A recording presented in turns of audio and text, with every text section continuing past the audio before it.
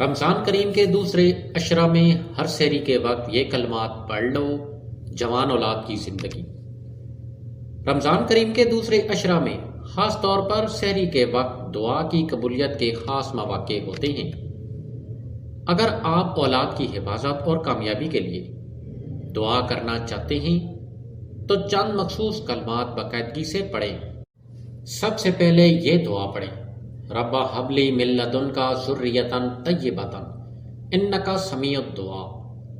اے میرے رب، مجھے اپنی طرف سے نیک اولاد عطا فرما، بے شک تو سننے والا ہے۔ پھر یہ دعا پڑھیں: رب اجعلنی مقیم الصلاۃ ومن ذریتی۔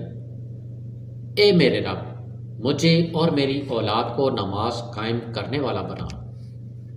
اس کے ساتھ 3 مرتبہ آیت الکرسی پڑھ کر اولاد پر دم کریں، کیونکہ یہ حفاظت کا مضبوط حصار ہے۔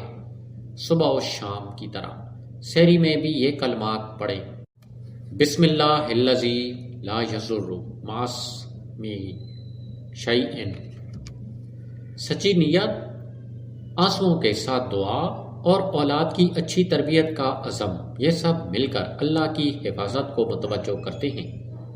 اللہ تعالیٰ آپ کی اولاد کو ہر برائی، حادثے اور گمراہی سے محفوظ رکھے۔